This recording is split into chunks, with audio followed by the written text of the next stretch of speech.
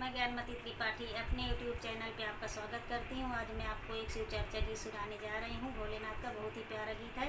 आप लोगों को जैसा भी लगे कमेंट में ज़रूर बताना।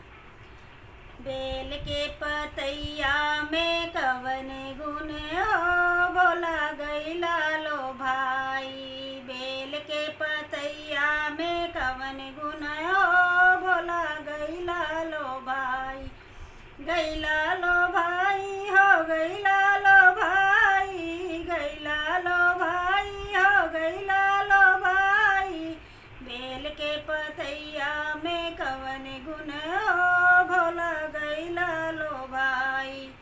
मिश्री मलाई शिव के मनहु न भावे, मनहु न भावे हो, मनहु न भावे।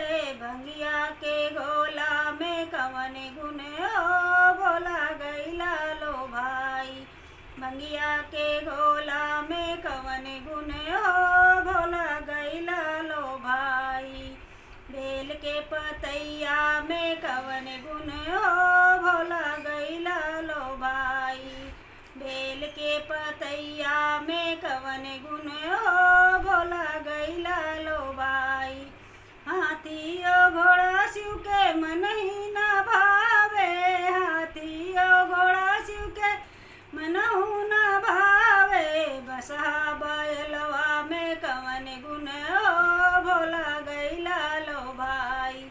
बसवा बैलवा में कवन गुण हो, भोला गैला लो भाई। बेल के पतैया में कवन गुण हो, भोला गैला लो भाई। कुर्ता या धोती शिव के मन ही न भावे, कुर्ता या धोती शिव के मनहु न भावे। माँ ब्रह्म मिर्गा के छाला में कवन गुण हो, भोला गैला लो भाई।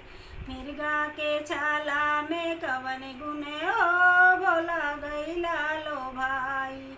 बेल के पतैया में कवन गुण हो, भोला गैला लो भाई। बेल के पतैया में कवन गुण हो, भोला गैला